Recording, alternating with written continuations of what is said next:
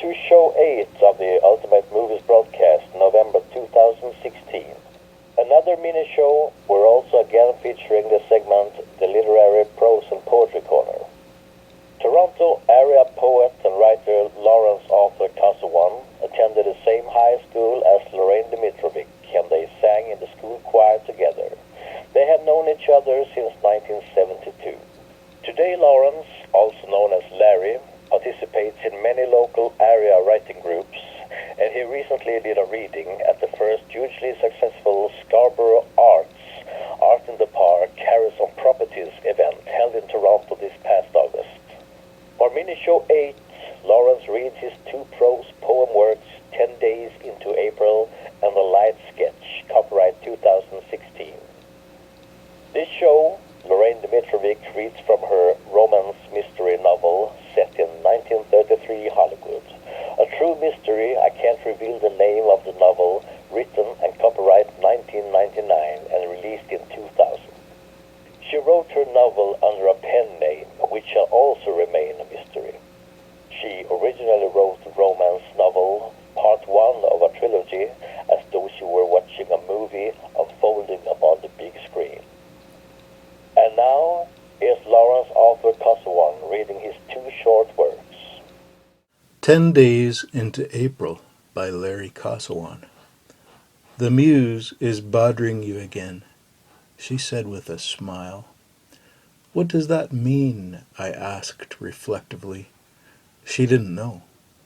Some old guy used to say it when she came around. The muse is bothering me again. He died, I think, of insomnia. So there lay I, in the middle of night, that day of equal dark and light. Its sun set 20 days ago. I listened to windows filled with snow. A driving wind had peppered the glass with tiny pips of eager ice. They tapped on the pane like little mice. I heard, I thought, light steps in the attic. I tossed my covers to sit up straight at the sound of a squeak which was just a twig at the end of a branch which rubbed and scraped on the window pane. So I told Mama, lay down again. Did it tilt? She asked. What tilt? I said, eyeing the muse's tilting head.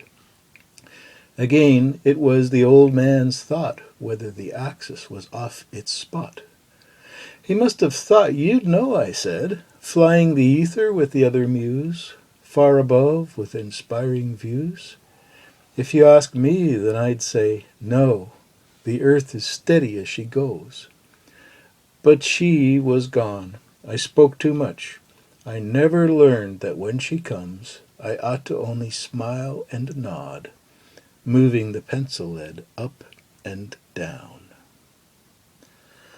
A light sketch. He reclines upon the smoothest cloth, atop the softest bedding they could find. She raises thoughts before her wakeful eyes, and light gleams from her choice of printed lines. Turn down the light, I want to sleep. I need it on, I want to read. Please make it dark, I can't stay up. When I have read these words enough. Sweet words drift lightly through her dreamy thoughts. The printed word falls softly to her knee. He reaches out to switch the bright light off, but stops to gently tuck the sleeper in. Turn out the light, I need to sleep. I want it on, I need to write. Please make it dark like that late night we stayed together in the park.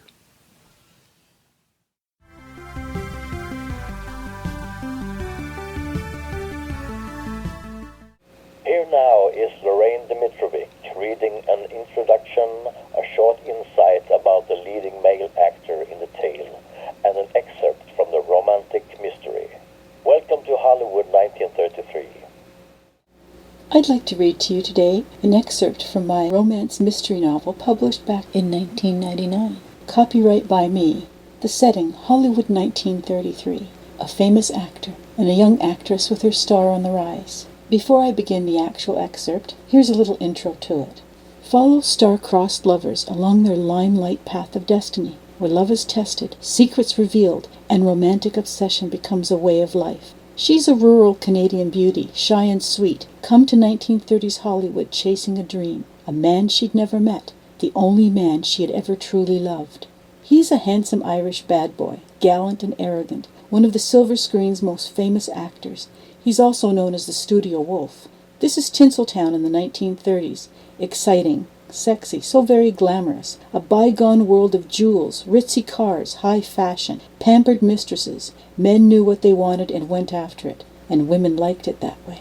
A time when actors and actresses lived like royalty. But outside this glittering world, the Great Depression was everyday reality. Two worlds and two lovers meet. There's only one other little problem. He's married, and his wife wants it to stay that way. Does true love always have a fairy tale ending?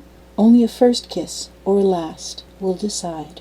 The studio's leading actor, Armand Debar, has a charm all his own. Trained in the theater, he made a successful leap to motion pictures in the early 1930s, and soon married his famous leading lady. Prior to finding fame in Hollywood, he was a lover of poetry and literature, trained intimately in love in Paris by an Egyptian beauty, became a master swordsman, preferred to adopt Gothic and Victorian manners, and he fell irrevocably in love one day, when an unknown starlet walked onto the set of a new film in production. And now, a little later on in the book, ingenue Celeste Valentina and the actor are together. Thanks, but I'm not so sure Olympia would approve. I've the afternoon off, and with almost every penny of my salary banked the last 2 months, it's more than enough to go apartment hunting. Mind if I tag along? Actually, I insist, he said. I'd be uncomfortable knowing you'd be about Los Angeles alone. I've got it. Come to lunch first. We'll take my car. Go to some out-of-the-way diner for Chinese takeout. Please don't break my heart and tell me no. Celeste picked up the script and her plum bag. I'd love it. He looked pleased, taking her arm. This is the first real afternoon of our lives, you know that. He felt reborn. His divorce would soon be final. He was sure he'd at last met the woman meant for him. He'd capture her heart, never let her go, and prove to her she couldn't resist a love foreordained.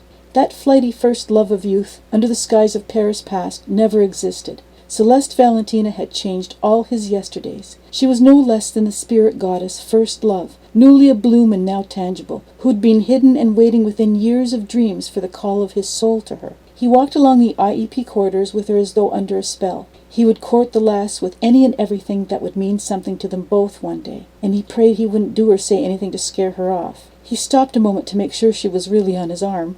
She smiled sweetly at him.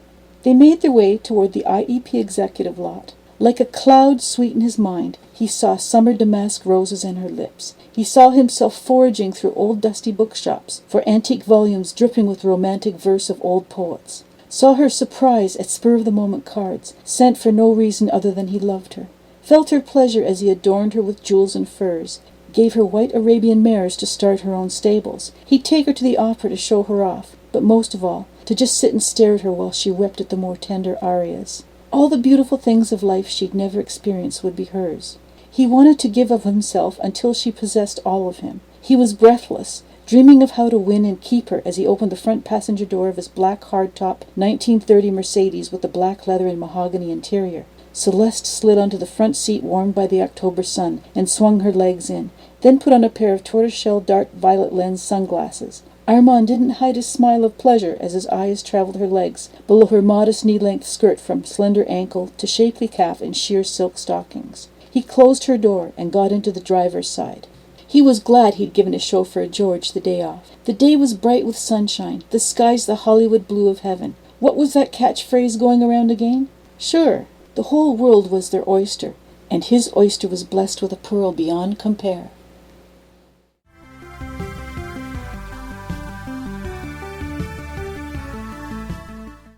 Lorraine and I are glad that you joined us wherever you were listening from in the world, and we hope you enjoyed our show. The Ultimate Movies Broadcast Show will be back with more to discover about the marvelous world of film. Goodbye for now. See you then.